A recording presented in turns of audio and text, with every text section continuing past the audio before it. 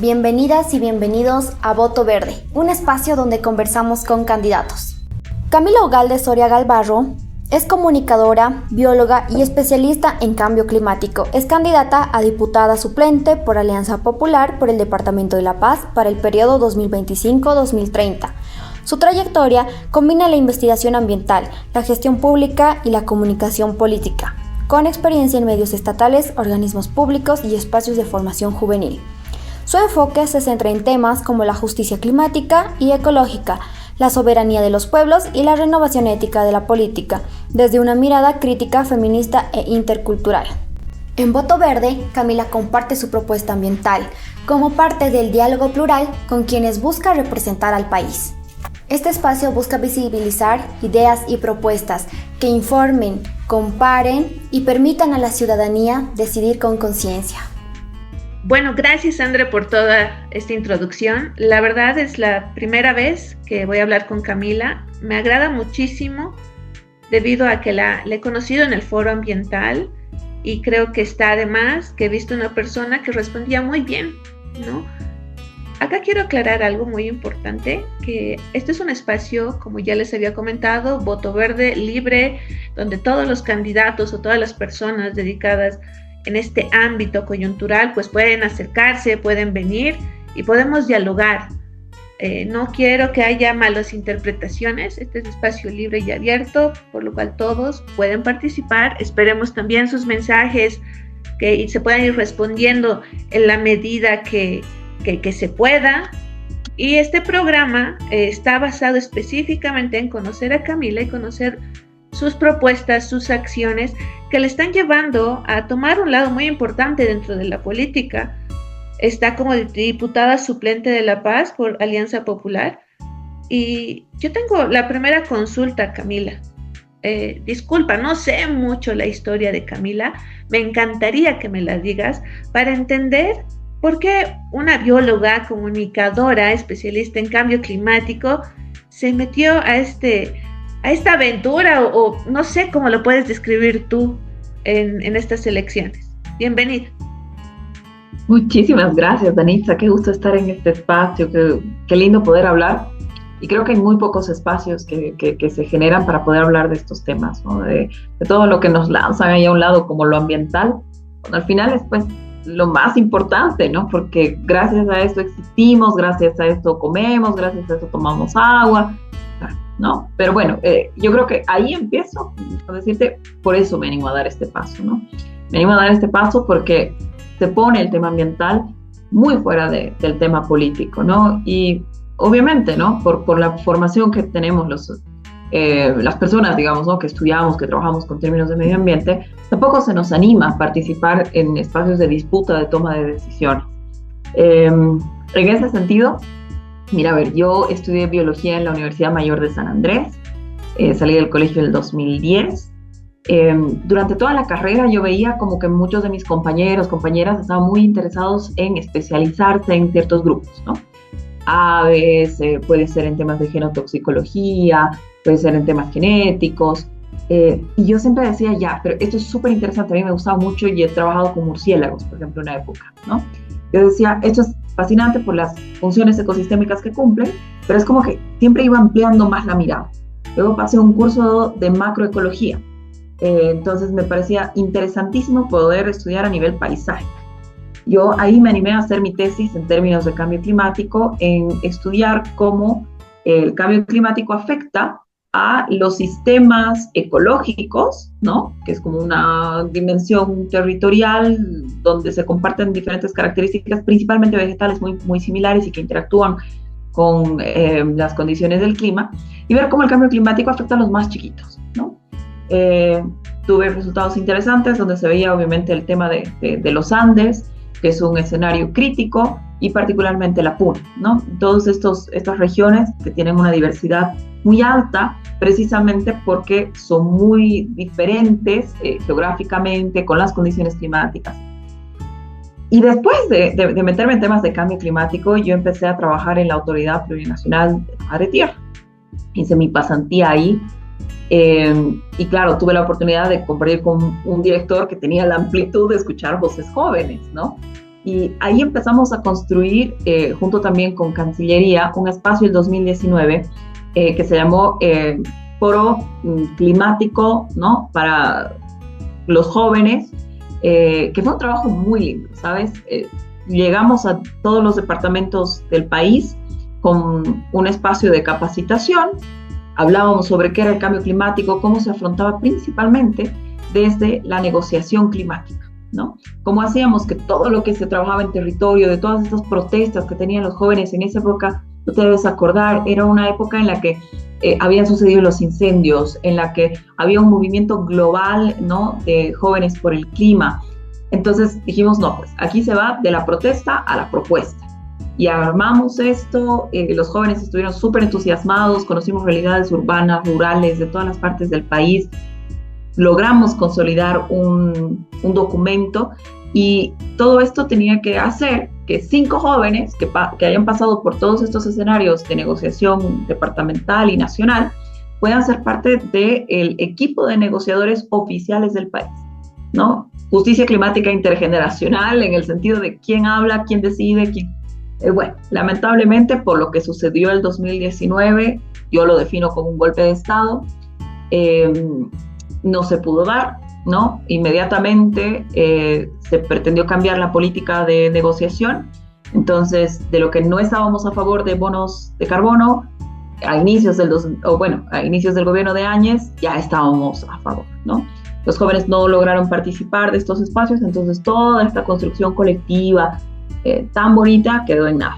Pero bueno, de todas maneras sí se constituyó una plataforma consultiva que, de acuerdo a la ley 300, la Autoridad Plurinacional de la Madre Tierra, y bueno, la ley que regula esta autoridad, permite de que existan plataformas consultivas con la cual la institución tiene que generar acuerdos para la toma de decisiones. Se crearon la plataforma por los pueblos indígenas y se creó la plataforma de jóvenes, ¿no? Entonces ahora los jóvenes tienen ese espacio, digamos, ¿no?, desde donde tienen que presionar, desde donde pueden aglutinarse y desde donde tienen un espacio para, bueno, pues fortalecer la gestión del Estado, básicamente, ¿no?, si lo ponemos en términos muy grandes.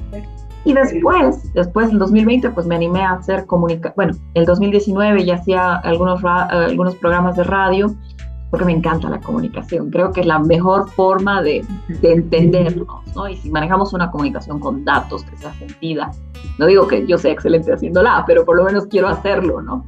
Eso nos permite conectar, nos permite llegar y nos permite construir también, ¿no? Y principalmente nos permite hacer frente a cierto tipo de narrativas que nos cuentan tanto sobre cambio climático, sobre desastres ambientales, pero también sobre cómo nos organizamos como bolivianos y bolivianas, que puede ser muy corta de vista, ¿no?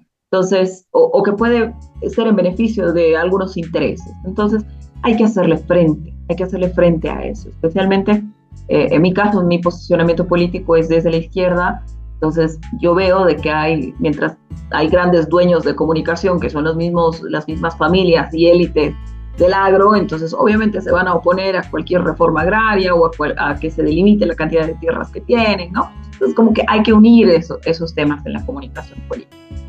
Y bueno, y después, en medio de todo eso, trabajé en radio, trabajé en televisión, y dije, no, o sea, yo tengo que volver a la cuestión ambiental, porque me hacía falta volver a hablar de estos temas, ¿no? A veces uno se dispersa y termina en otros temas. Y esta oportunidad, esta invitación, me ayuda a poder hacer esa unión, ¿no? A ese enfoque que tenía desde la universidad, de decir, no, yo quiero explicar las cosas en grande, ¿no? Quiero entender el funcionamiento en macro. Inevitablemente hablar de cambio climático es hablar de política, es hablar de historia, no es solamente una cuestión ambiental.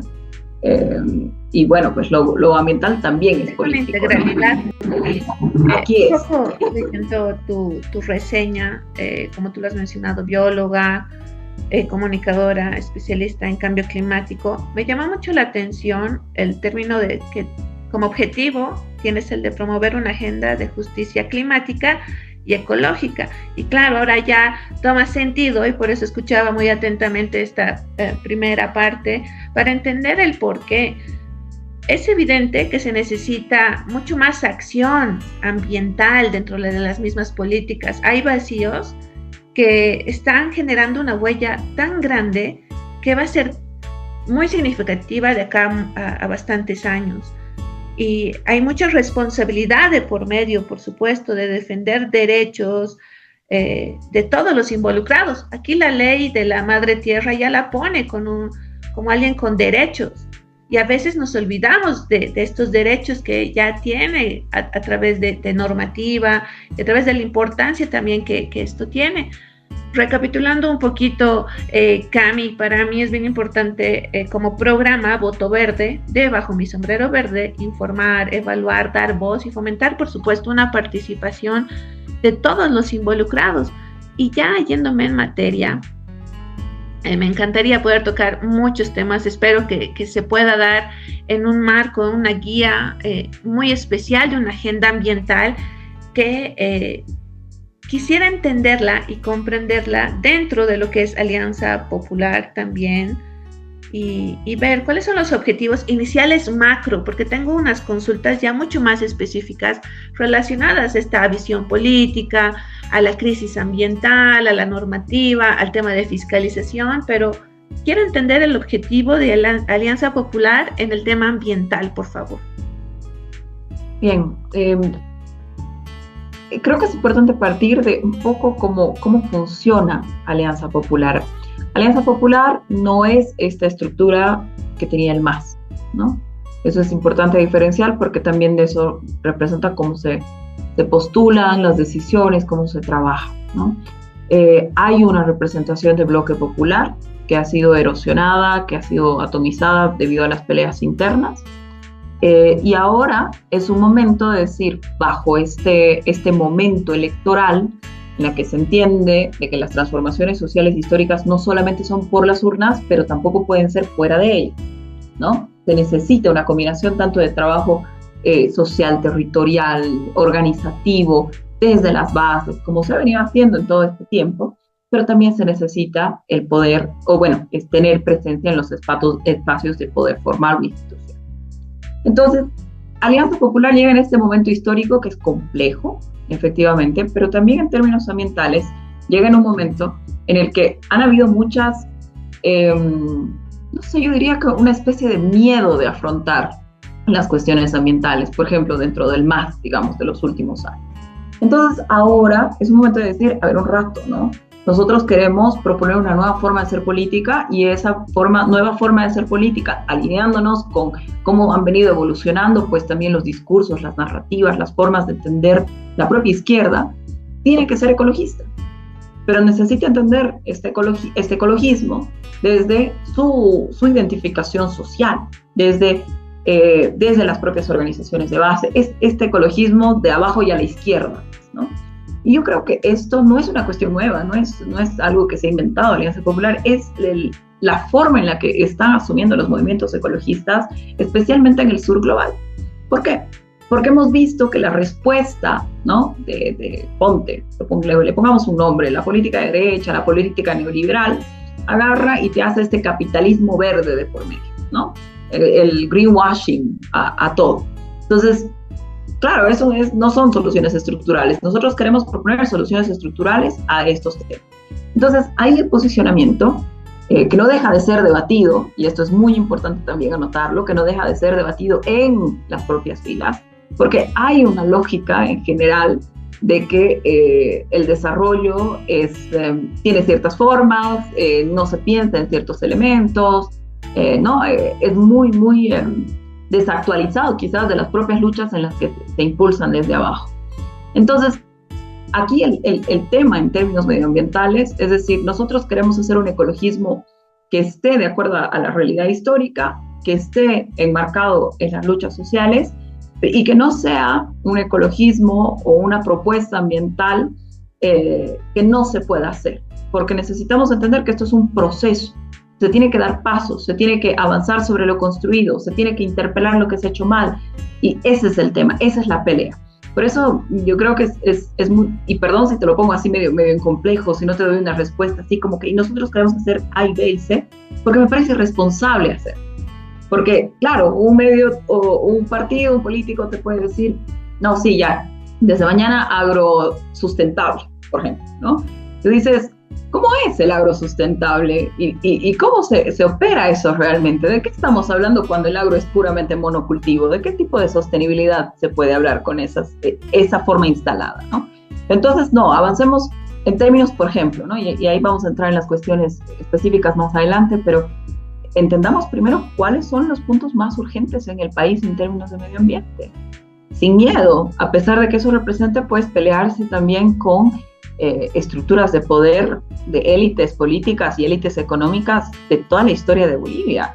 Si no damos esa pelea ahora como ambientalistas, como ecologistas, pues yo creo que, bueno, pues vamos a terminar haciendo jardinería, como decía Chico Méndez, ¿no? Dentro de esta concepción que estás manejando, para mí todavía queda como que un vacío, como tú dices, que si bien no me puedes responder, pero sabes las urgencias o los problemas inmediatos que se deben resolver. Entonces yo sí estoy en contra de que los partidos no tengan clara su estructura de plan de gobierno ambiental, por ejemplo, porque ya sabemos las necesidades urgentes que hay. Hemos hablado con diferentes especialistas, comentarte así haciendo un resumen, colegios ambientales, con activistas, hemos estado con personas dedicadas a la investigación y te invito a ver el próximo programa que vamos a estar con una persona dedicada al tema de agua y el tema del agua y las consecuencias de la deforestación.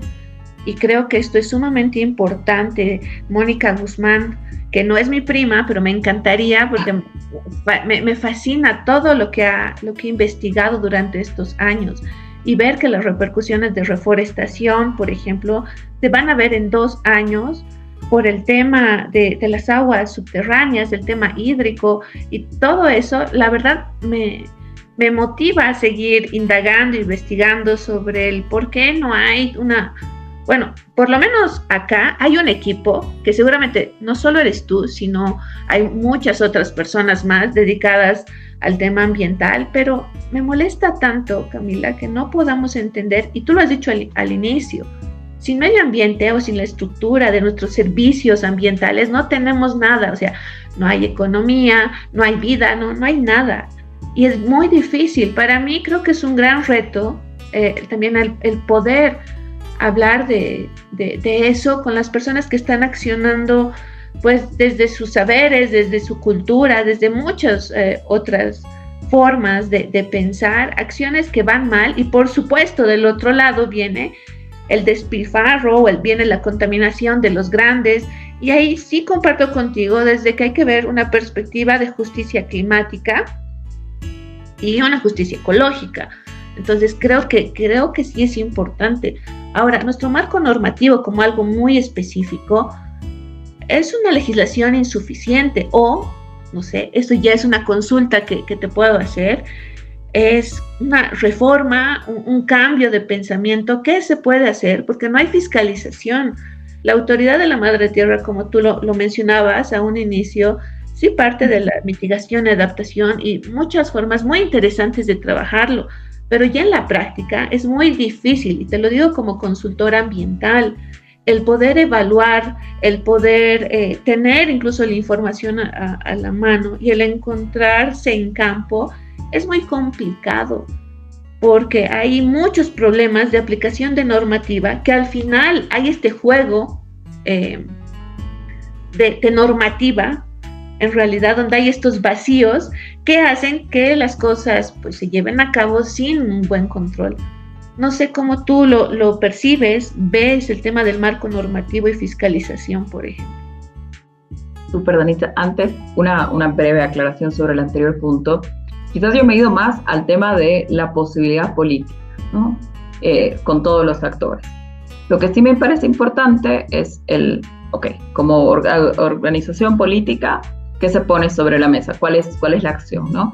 Y en eso sí, hay una lógica de tanto de transición energética como transición ecológica, que ese es como que el paraguas un poco más grande, ¿no?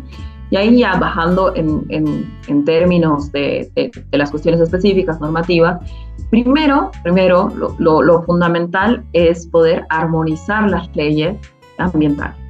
Nosotros tenemos una ley 1333, tenemos la ley forestal, que están adecuadas a, primero, una concepción muy neoliberal, son preconstitucionales, y segundo, de que tenemos la propia ley 300, la ley 071, no tienen como todo este marco normativo de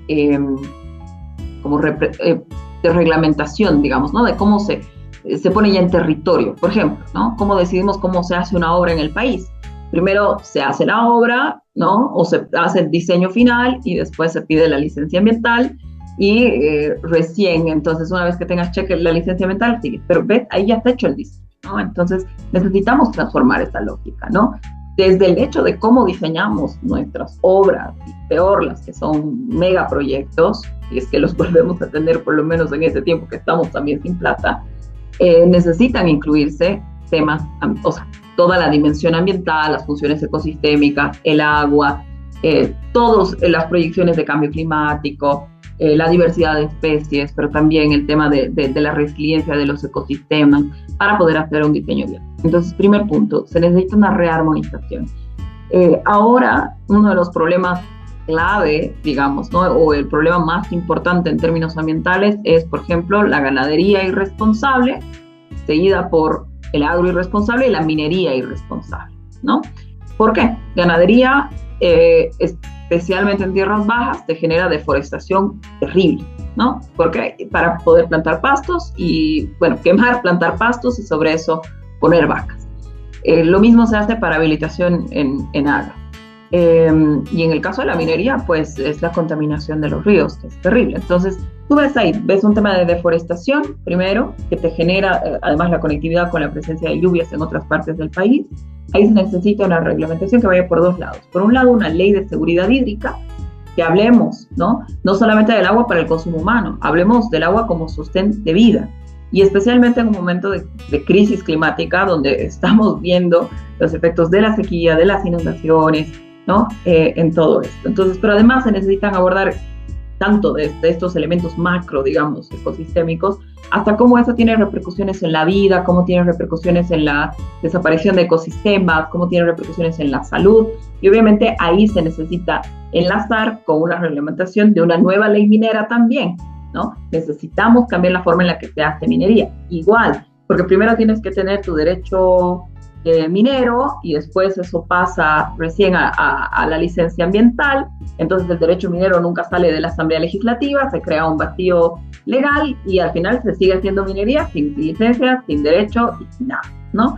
Entonces ahí necesitamos enlazarlo con eso. Pero al mismo tiempo, mira, por ejemplo, en el caso hablamos de deforestación y de la expansión de este sistema y forma de explotación de la tierra y de la gente, que viene pues desde la época de Banzer, ¿no? Y ahí es importante como que hacer ese anclaje histórico. Tú tienes una reforma agraria 53, principalmente en valles de altiplano. En tierras bajas no se da, o sea, hace muy poco, principalmente debido a temas de corrupción, falta de llegada, etc. Después tienes entre los 70s, entre Banzer y García Meza, una otorgación de tierras a grandes élites económicas que llevaban que en los 80s más del 80% de la tierra productiva de este país está en manos del menos del 2% de personas.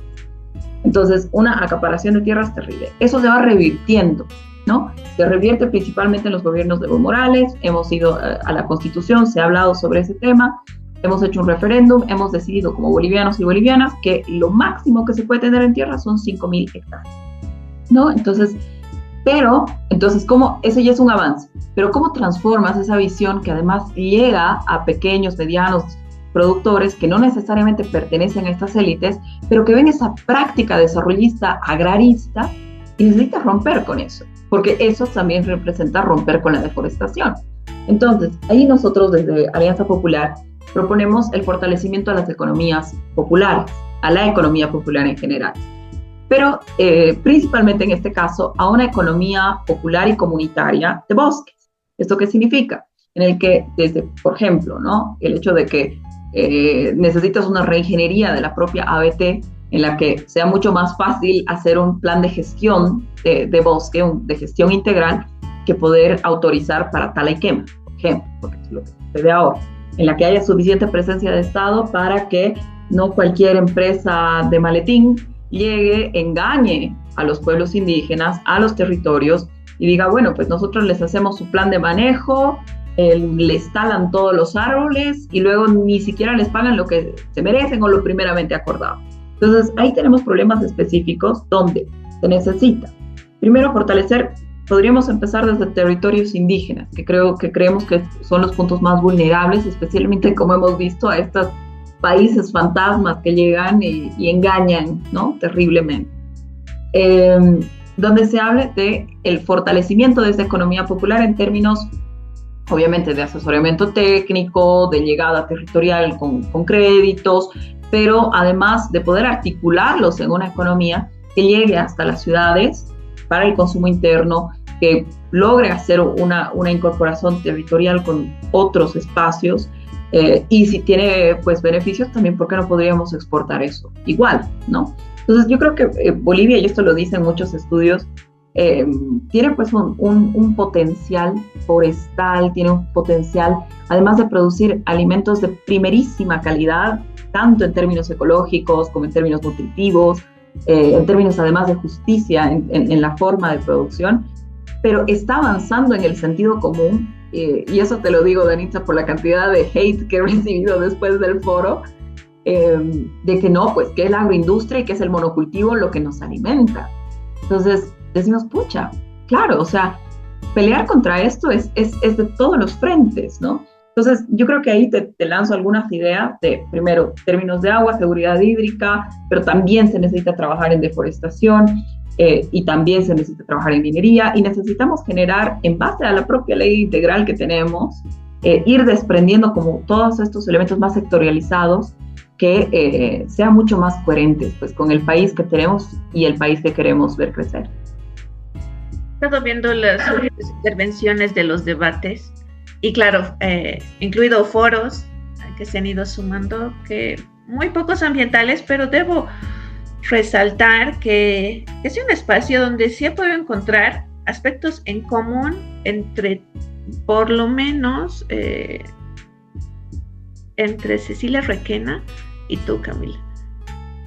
En puntos en común de trabajo, y creo que ella lo ha mencionado, porque estuve ahí presente. Entonces, creo que fuera de izquierda, derecha, arriba, abajo, en lo personal, te pediría de que si tú y también todos los que han participado llegaran a estar en como diputados o en el marco que les corresponde en las elecciones, puedan hacer un trabajo conjunto y ya no irse por corrientes, la verdad, porque creo que eso ha hecho mucho daño durante todos estos años, y no por un aspecto político, sino un aspecto ciudadano. Creo que esto es bueno, los encuentros y por supuesto los desencuentros también, porque eso ayuda muchísimo a elevar, creo que una muy buena política y garantizar que la ciudadanía, el pueblo y sobre todo alentando a los más débiles, que son evidentemente nuestros pueblos, puedan tener mejores condiciones de vida. El mismo hecho de que la minería esté matando por el mercurio, que haya este tipo de cosas relacionadas al narcotráfico, el mismo hecho también de que estén bebiendo, tomando o consumiendo los mismos pescados, peces de la zona, con las concentraciones que se tiene de los contaminantes. Hay mucho por hacer. Y yo tengo una pregunta muy real y también muy sin conocimiento tal vez de causa. Es cómo Camila va a poder gestionar lo que me estás diciendo. Yo no sé el papel que pueda llegar a incidir un diputado, porque en alguna vez hablando con un grupo de amigos, me decía, bueno, pues que llegue un ministro de Medio Ambiente y que pueda hacer mejor las cosas, ¿no? Y yo digo, ya me parece bien, pero ¿cuál sería el rol de una diputada en este caso? O sea, ¿vas a poder lograr lo que me estás señalando? ¿O tu intervención como Camila y como los otros candidatos, es dar el soporte técnico a los candidatos. ¿Cómo funciona? No logro comprender, porque hay a veces el discurso de Camila, de Cecilia y de otros actores que no van de la mano con lo que están diciendo los candidatos a presidencia y vicepresidencia. No sé si me puedes aclarar este punto. Yo creo que es un poco de la democracia interna, ¿no? De los partidos, de los espacios. El estar en un espacio político, obviamente te da un paraguas ideológico, te da un paraguas de acción política. Y al interior, lo más honesto es, bajo ese paraguas, argumentar, plantear, poner temas sobre la mesa que tú entiendes que no están fuera de esa lógica, ¿no? Ok, vamos a hablar de izquierdas, bueno, pues este es un planteamiento de izquierda ambiental, ¿no? Vamos a hablar de sostenibilidad, o vamos a hablar de, no sé, emprendedurismo, y una persona se considera ambientalista, perfecto, ¿no? Entonces, tiene que aportar desde ese lugar. Mira, las transformaciones, o sea, sí hemos visto transformaciones en estos últimos, vamos a ponerle desde el 2005 hasta el 2015, principalmente, ¿no? Ha sido porque había fuerza en el legislativo, que te aprobaba leyes, porque tenías fuerza territorial de transformación, ¿no? La gente, todos estábamos en la misma lógica. Habíamos sacado una constitución, una nueva constitución, había pues ese momentum de transformaciones estructurales. Y claro, obviamente desde el Ejecutivo tú necesitas ahí cuadros políticos y necesitas gente técnica, ¿no? Es decir, bueno, la vía es por esta y necesitamos todo el bagaje técnico para hacer que esta vía funcione, ¿no? Y necesitamos obviamente ir retroalimentando con investigación, con análisis, con llegada a territorio, ¿no? O sea, esa es como que la visión ideal de cómo se logran transformaciones, pero además con toda la gente por detrás, ¿no? Diciendo, aquí se hace esto. Ahorita no estamos en eso. Estamos en un momento en el que, mira, yo creo que es un poco de poner nuevamente ideas sobre la mesa. De agarrar y decir, yo quiero tener una agenda legislativa que va a tener este y este punto, ¿no? Entonces, se habla con todos los demás que seamos electos, por ahí no soy electa, tenemos todas las personas que están ahí y se tiene que argumentar en base a razones, se tiene que argumentar en base a datos e investigaciones, se tiene que argumentar no solamente, y ahí yo creo que es un tema que hay que discernirlo un poco, ¿no? Uno cree que cuando uno levanta un argumento político es solamente una consigna.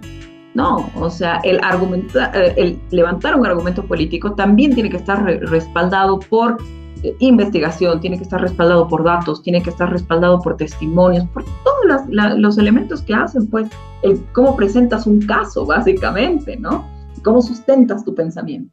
Entonces, así es como nosotros queremos hacer política. Entonces, ahí es donde Alianza Popular, yo creo que marca esta diferencia, en el decir, perfecto, es un momento de reconstrucción, reconstruyamos con todos, ¿no? Reconstruyamos desde una nueva perspectiva. Ahora, de esto va a depender mucho, ¿no? Va a depender mucho de la correlación de fuerzas. Lamentablemente, Dani, si tú te has debido dar cuenta en que los elementos más racistas, las cosas más feas que hemos visto en nuestro país, como que tienen momentos en los que salen a la luz, ¿no? Ha pasado en 2020, ha pasado durante la aprobación de la Constitución, y uno siempre tiene miedo, ¿no? Y dice, ¿será que volvemos a mostrar esa cara del país? ¿Vuelve a salir? ¿Qué va a pasar con eso? Porque cuando existen estos totalitarismos que están además embebidos en una estructura de poder, ¿no? Por eso no hay racismo a la inversa. Entonces, cuando están en eso, ya te anula por completo, ¿no? Y si a esto le sumas las lógicas patriarcales, entonces ya pues terminaste anulada por demás. Entonces es una pelea constante. Yo creo que mi aporte fundamental acá es agarrar, poner las ideas, el construir con todos los demás compañeros y compañeras de que comparten esta visión y que dicen, sí, las transformaciones y las construcciones van por este lado, hacerlo desde la bancada, si ganamos hacerlo también desde el Ejecutivo, pero es eso, es lucha constante. Nadie en ningún sistema te regala la opción de, ya venga, pase usted, diga lo que quiera, ¿no? O sea, no funciona así. Y peor con estos temas, tú lo debes saber, de esta magnitud, tienes que pelear milímetro a milímetro las cosas, ¿no? Ahí ya, la diferencia la marca cuánta apertura democrática, pero además qué posicionamiento político tiene, digamos, el otro. Yo creo, no creo, estoy convencida que el planteamiento ambiental actualmente va a aportar muchísimo a la toma de decisión de las personas que no están seguras por quién van a votar. Estoy totalmente segura, porque he estado en espacios, no solo en este medio, que ya está, como te decía, desde el 2018, hemos sido semillero también de todo el aparato de comunicación ambiental.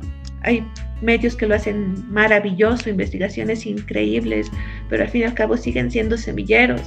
Y actualmente los jóvenes de entre 18 a 30 años, o tal vez un poquito más, exigen, demandan el tema ambiental y no se están dando cuenta, o ya se están dando cuenta, Camila, y están empezando a lanzar poco a poco, yo creo que hasta el 16, no sé hasta cuánto es la fecha de que puedan hablar de política, pero va a ser más incidente, o sea, vamos a ver más réplicas, más información, porque las metidas de pata de todos los candidatos es pues significativa dentro de este tema.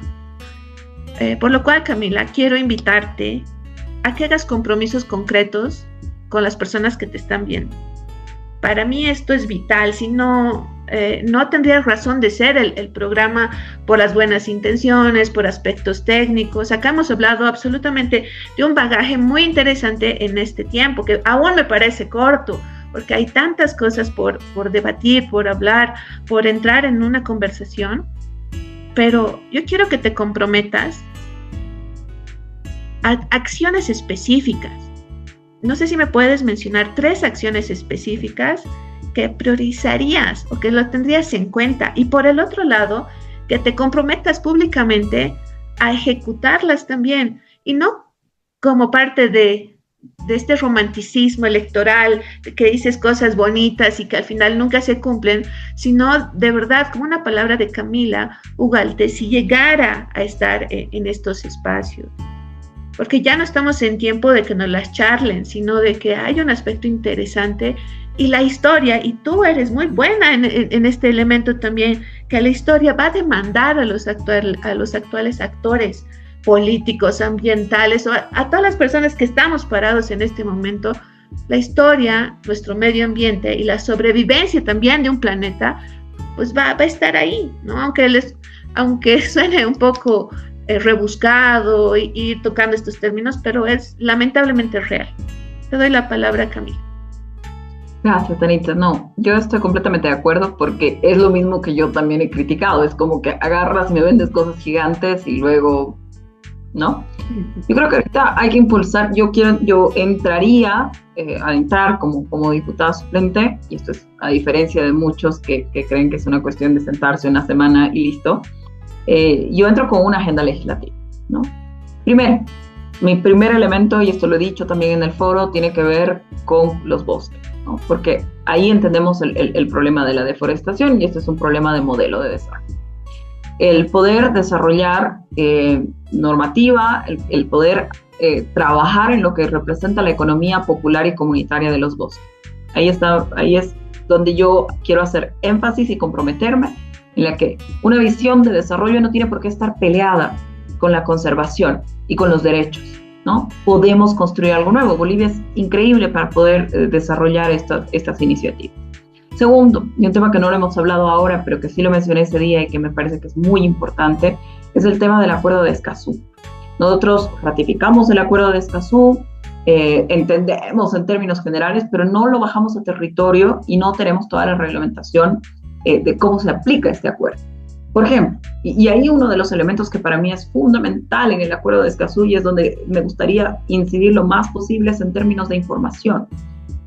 Cuando fui a dar algunas charlas sobre cambio climático, en espacios técnicos, pero en colegios, hay una confusión entre que si el cambio climático se debe a los residuos sólidos o no, cómo vemos el cambio climático desde las ciudades. Entonces, para mí ese tema la acción climática parte fundamentalmente desde la información y la construcción de conceptos territoriales.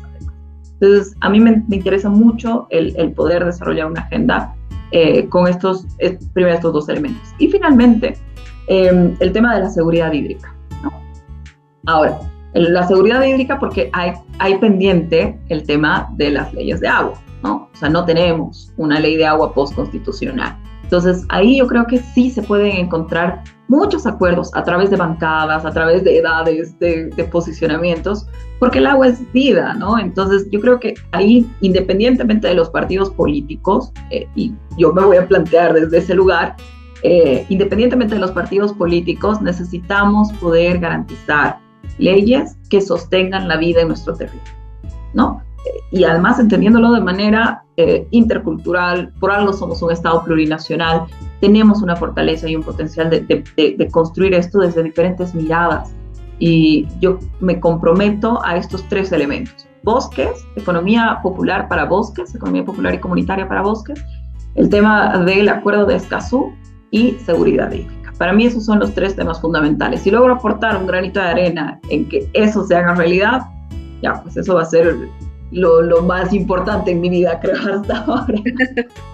Bueno, la verdad me ha encantado conocerte, Camila, indistintamente de la línea política o lo político, el escuchar las buenas intenciones de alguien que sabe lo importante que es, hasta desde el punto de vista de biología, porque ahí pues es otro mundo también, un mundo donde nos enseña que de lo que vemos hay mucho más allá, hay estructuras, lo que hablabas, aspectos de nomenclaturas, un mundo diferente al que vemos.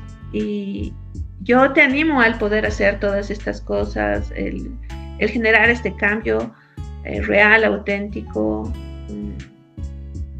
Y desde el punto de vista ambiental, bajo mi sombrero verde va a estar para poder escuchar, para poder dialogar, para poder hacer una intervención también, ¿por qué no técnica? Creo que eso es bueno también, el poder tener una perspectiva que no sea del mismo partido y que ya dejemos de solo darnos las palmaditas unos a otros, sino ya empezar a cuestionarnos unos a otros, empezar a cuestionar qué está bien, qué está mal y a dónde se quiere llegar. Evidentemente el tema ambiental puede ser un buen cálculo político para lo que se viene. Yo no quiero greenwashing, yo no quiero muchas cosas, porque conozco y sé, pero parte importante del objetivo de Bajo mi sombrero verde, te comento, que es la desburocratización de la información ambiental. Ese es mi objetivo, por eso nace Bajo mi sombrero verde. Y quiero igual llegar a muchas personas, y con este programa llego a 5 personas, a una persona, para mí eso está genial, porque voy a cambiar la vida de un mundo y voy a poderle incorporar un bajo mi sombrero verde, que esa es la idea. Y quiero pedirte públicamente también, Camila, y lo voy a hacer después, el que nos puedas llegar a conectar con el candidato Andrónico y con toda la estructura, si fuera posible, para tocar el tema, y no siempre solo, ¿sabes? Ellos no tienen que comprenderlo todo, pero sí escuchar y sí también tener una base sólida de lo que como ambientales queremos. Pero también quisiera escucharlos, quisiera que también no solo vayan a los medios de comunicación tradicional, sino a estos espacios donde están los verdaderos actores que están escuchando y que están viendo y que les interesa. Entonces, te pido que podamos hacer esta conexión y que puedan estar acá. Que me gustaría mucho y así el poder también escuchar su propuesta real, sin maquillaje, sin nada, sino algo muy sincero. Y por supuesto acá vamos a estar abiertos a poder tener y darles una mejor retroalimentación. Creo que para mí eso es más que importante.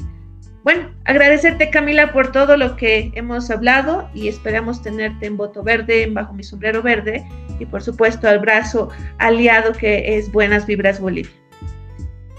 Muchísimas gracias, Danitza. Qué lindo espacio. Me parece que este tema del contribuir en la información ambiental es fundamental, ¿no? O sea, y hay que hacerlo de todos los espacios posibles. y te felicito mucho por esta iniciativa. Creo que es muy linda, pero además obviamente el que esté acompañado de tu capacidad y de tu apertura hace que sea mucho más bonito todavía. Así que muchísimas gracias, Anissa, por haberme invitado. Voy a presionar por los lados de los candidatos para poder lograr agendas. Es un tema súper complicado, pero yo voy a ir a ver qué me dicen, por lo menos. Así que muchísimas gracias por eso. Muchas gracias, Camila, y bueno, gracias a todos. Nos vemos la próxima en Voto Verde.